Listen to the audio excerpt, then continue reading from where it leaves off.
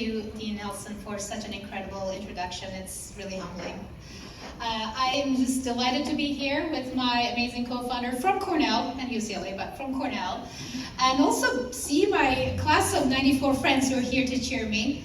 And I've been here in Predictions Dinner sitting in your seat, so it's kind of incredible to be here as a speaker, so pretty humbling. I think most of us believe natural medicines are maybe better for us, healthier for us because they're natural, so we're attracted to them, but then we're not because we don't know enough about them, so we don't quite know how to trust them. So there's an interesting love-hate relationship, and that's one of the things that actually we're working on. Precision medicine, and I think there needs to first be a definition. Again, former President Obama, really great definition. It's the right treatment, the right time for the right person. And when we talk about treatment, yeah, it includes pharmaceutical drugs, it includes medical devices and surgery, but again, what about diet? What about lifestyle? What about herbs? What about cannabis? What about psychedelics? What about aromatherapy?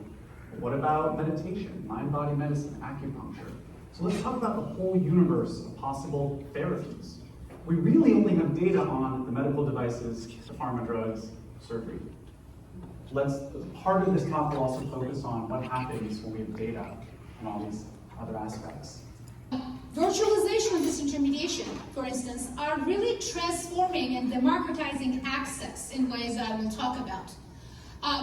Digital health and the Internet of Medical Things is actually creating the size of data about human health that we've never had access to before, and that's only growing.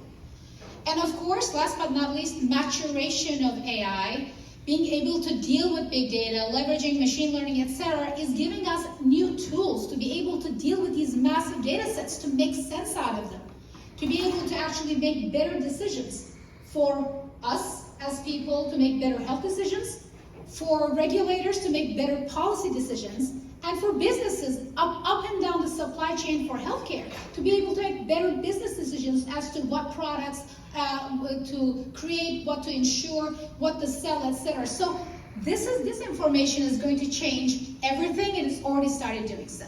You're able to actually not just bring in the people who have lots of money from research, but any company can actually go start being able to do research on their products, which is democratizing access for smaller manufacturers, for these over-the-counter products, for health and wellness products, whether they could be, vitamins or aromatherapy or cannabis, whatever it may be. They can have access to research, which in turn means we're going to have data on how they work, their safety and effectiveness, which is going to benefit all of us. So that's a really, really big shift in the way we're actually removing friction from being able to do research.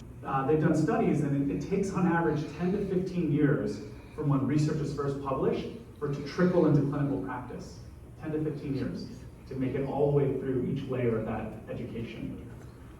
And so, but when especially it comes to things that aren't prescribed anyway, again, diet, exercise, supplements, meditation, whatever, maybe there's a way that once this knowledge is obtained more quickly via disintermediation, the dissemination of this knowledge could also skip a lot of these gatekeepers of this information. Think of all the digital channels which you get content in media. And imagine rather, explanations in layman terms in the format that you like. Maybe it's audio, maybe it's visual, maybe it's video. And once you have this knowledge, you can act upon it too. You don't need to go get a prescription from a doctor. You can start eating this food, you can go purchase this product. It shows up from Amazon in a few hours. For thousands of years, all the data that your body was giving off would just evaporate into the ether.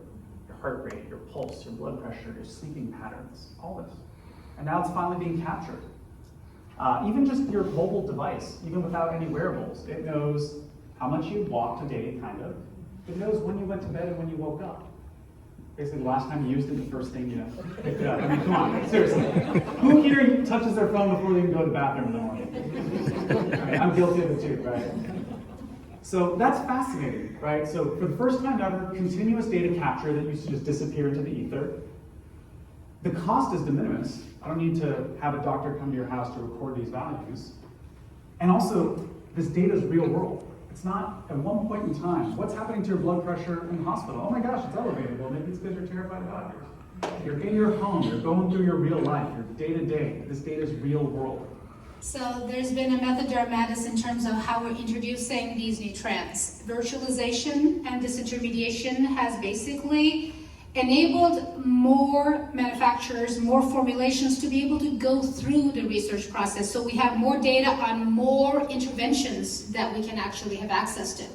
It also has been able to bring in many more people, much more higher diversity of people into the research process so that the data we collect is actually meaningful for all of us, for the population at large.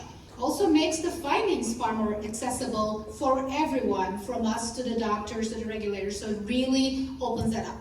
These are some of our radical predictions that are not just all about radical science, but really about all of us. First of all, we believe with these the convergence of trends, it's no longer about pharma or nutraceuticals and over-the-counter drugs. It's a world of and, it's a world of abundance.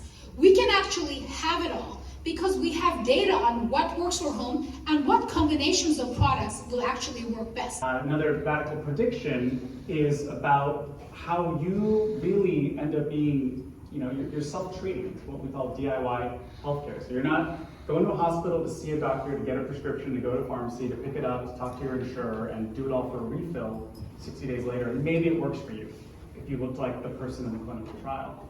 If you have this expansive knowledge set, you might answer 10, 15 questions about yourself. There's an algorithm that can give you a best recommendation that's highly likely to work. And by the way, it's something that you can just acquire immediately. Maybe Amazon delivers it in a few hours. Maybe next time you're at the grocery store, you buy a different type of food product. So that's what we really think with the power of democratization of this knowledge enables. And as we hopefully go towards wellness by being far more proactive with diagnosing, by being far more predictive with being able to figure out outcomes, we're actually going to a world of wellness, which means we're not going to be just focused on actually having medication of any kind, natural or pharmaceutical, to treat disease conditions, but to be able to enhance human condition, enhance human function, whatever that may be, whether it's strength or focus or mental clarity or libido, whatever it may be. The point is, it's no longer about how do I deal with aches and pains and sleeplessness. It's about how can I become my best and strongest self. The good news is this whole universe of tools that we'll soon have data on, all these tools are also inherently democratized. They're difficult to patent, difficult to monopolize. There's very few gatekeepers keeping you from them. It's, again, exercise, it's certain diets, right? And so that the cost of treatment should also decrease dramatically in this future. Our prediction is this is actually really going to benefit businesses as well. Think digital marketing, my former world, right? Like targeted advertising, fantastic. Probably annoyed most of us, but maybe annoyed us less than if it were less targeted. Imagine actually doing precision targeting of health products. Using those AI-driven algorithms that Jeff talked about, businesses can actually match products with consumers at their time of need for whatever condition they're seeking a product for, so that there's a much better match. There is much higher satisfaction, higher customer loyalty, higher lifetime customer value. It can really make a much better, connection between business and consumer, just like how digital marketing changed that interaction. And with that knowledge, the consumers all the way to the healthcare providers, they're more able to know, when is a pharmaceutical therapy appropriate, when is a non-pharmaceutical therapy appropriate. So all these folks are empowered. And then you even think of the supply chain. The manufacturers and the brands making products that are actually highly likely to work. Dosage, form factor, formulation, ingredients. Now imagine a retailer. They can get the snake oil off their shelves, put on real products. What does that mean? A consumer walking in, if the product's more likely to be effective, higher willingness to pay, higher satisfaction, repeat purchasing, higher customer lifetime value. So it benefits the retailers, it benefits the whole supply chain, and ultimately the consumers at the end of it. The best way to predict the future is to create it, which is what we decided to do by creating Radicle Science. So we went to go and reimagine how clinical trials are done and how they're done for the products that needed it most, the products that couldn't afford them and didn't have access to them.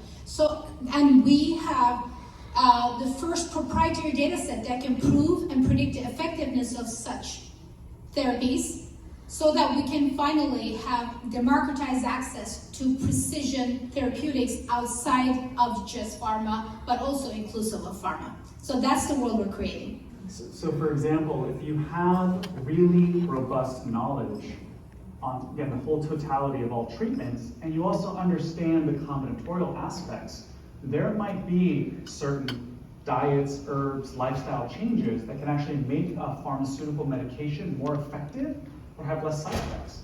What does that mean eventually for the pharma company? Well, it's greater adherence, greater sell-through, greater revenue. So there's actually a world where all these things actually work in concert. Thank you, guys. Thank you so much. An applause, please, for our guests.